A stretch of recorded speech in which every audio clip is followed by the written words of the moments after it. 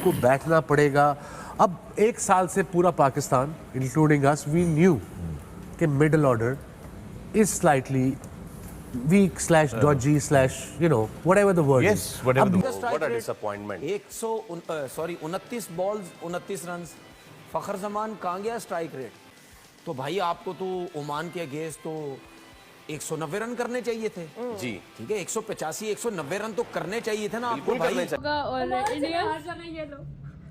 क्या हाथ देखो मेरे ओमान से ना हार जाना प्लीज। ओमान के आगे हम 150 कर रहे हैं, मतलब अगर हम ओमान के आगे 150 कर रहे हैं ना, तो बेटा ये चीज पक्की कर लेना कि हम इंडिया के आगे 70-80 पे ऑल आउट हैं।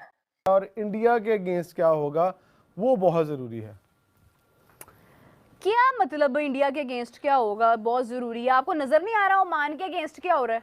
देखिए ओमान के अगेंस्ट जो हो गया ना, आपने अगर आपसे कलीम शकील ये नहीं खेले जा रहे तो आप क्या वरुण चक्रवर्ती, कुलदीप यादव, अक्षर पटेल को खेल लेंगे?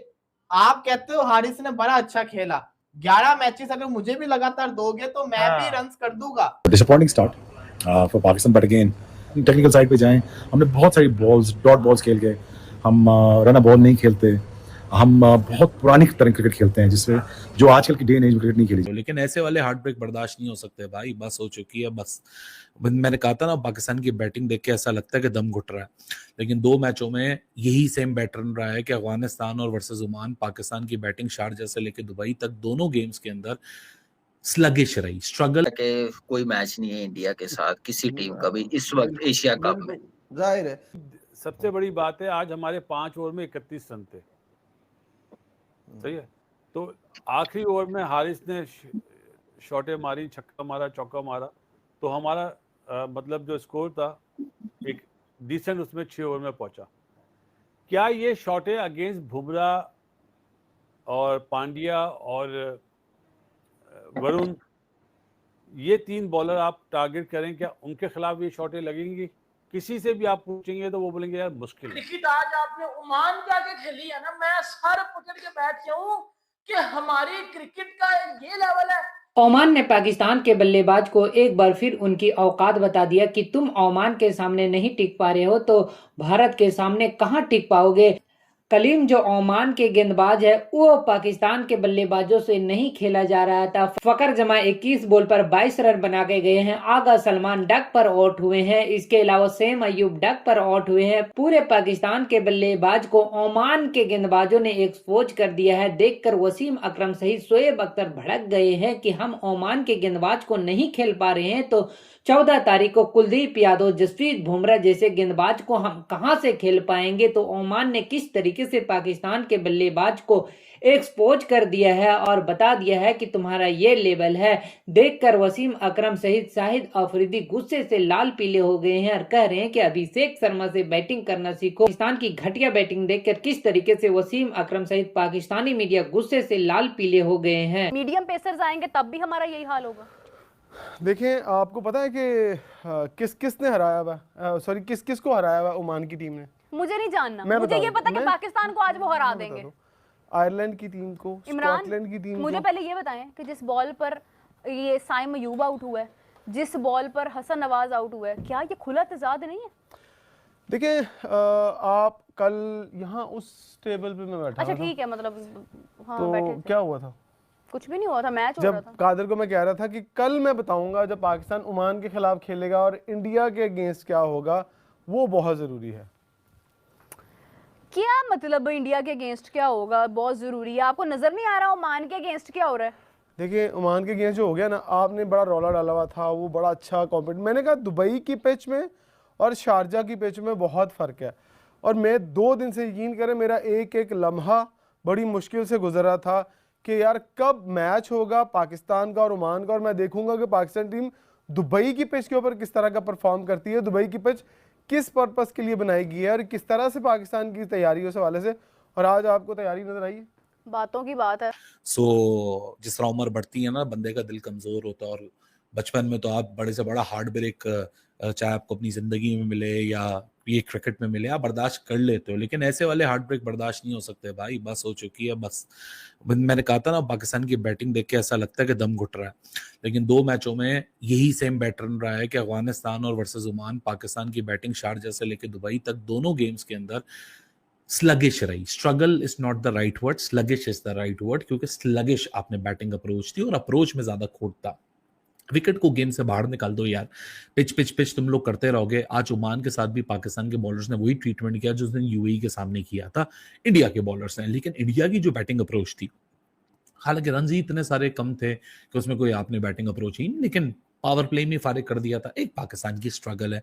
सो पाकिस्तान की बैटिंग जो है वो ब्लंडर पे ब्लंडर मारे जा रही है, बॉलिंग जो है वो थ्राइव पे थ्राइव किए जा रही है और पाकिस्तान को एक श्योर एम्बैरेसमेंट से बचा रही है। उस दिन अफगानिस्तान के सामने भी फाइनल में एम्बैरेसमेंट हो सकती थी, आज ओमान के सामने वो फिर एक दफा याद ताजा हो सकती थी 2024 की, वो 5 जून की याद, जहां आप सारे शौक थे कि ये क्या हो गया और पाकिस्तान एक गेम हार गया तो टूर्नामेंट से बाहर हो जाएगा। आज की रात वो सिचुएशन फिर से खड़ी हो सकती थी, इसलिए मैंने बोला था भी कैलकुलेटर वाला वक्त तो नहीं आया, लेकिन दोनों हाथों में तस्वीरें उठा लो, क्योंकि अब अगला गेम है इंडिया के खिलाफ, जो कि बहुत बड़े कंसर्न्स पाकिस्तान के लिए लेकर आ रहा है।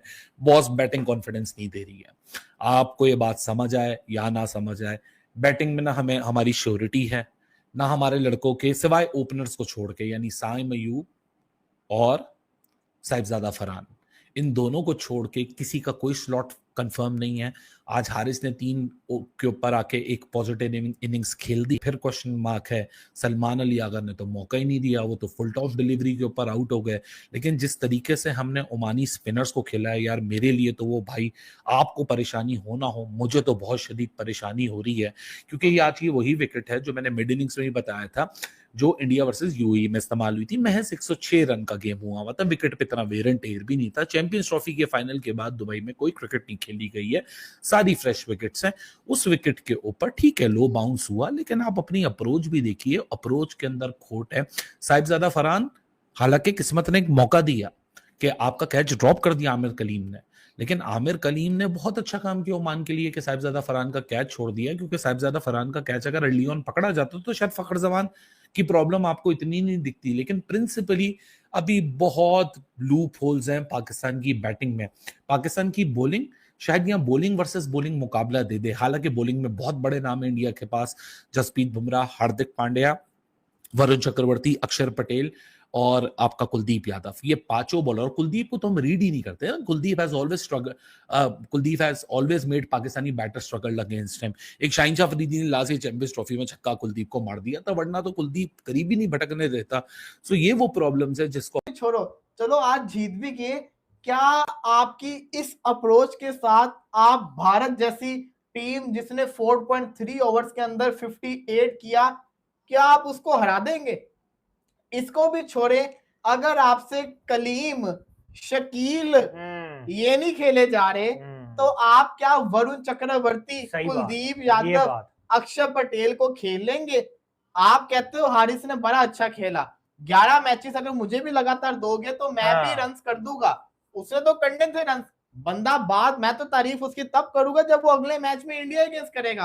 आपने हारिस को ऊपर भेजा, उसने 18 बॉलों पे 16 किया। आपका फकर जमान 1 डाउन पे सेट हो गया हुआ था, आपने फकर जमान को चौथे पे करके दोबारा से उसका जैसे कहते हैं ना बेड़ा गर्क कर दिया। चलो हारिस का रन हो गया, हारिस 1 डाउन के ऊपर आएगा, फकर दोबारा से नंबर 4 के ऊपर एडजस्ट होगा।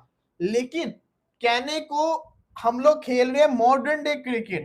मुझे कोई ये बताए कि अगर छोटी टीम के अगेंस्ट भी आप मॉडर्न डे क्रिकेट खेलते हुए सिर्फ 160 करोगे तो ये कहां की मॉडर्न डे क्रिकेट है? आगा पिच देख के कहते हैं पिच बड़ी अच्छी है बैटिंग के लिए, हम बैटिंग करेंगे पहले।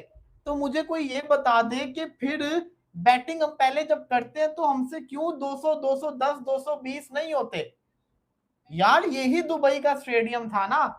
चलो इंडिया ने 20 ओवर नहीं खेला, लेकिन 4.3 ओवर तो खेला ना। 4.3 ओवर में उन्होंने क्या किया आपके सामने रिजल्ट है ना, चेस किया ना। देखने में ऐसा तो लगा ना कि एटलीस्ट उन्होंने मॉडर्न डे क्रिकेट तो खेली है। वो होती है मॉडर्न डे क्रिकेट। आपका साइम अयूब पहली बॉल के ऊपर 9 लुक शॉट मारा है, उसको ये नहीं पता कि बॉल उछला ही नहीं है, बॉल बैठ ही गया।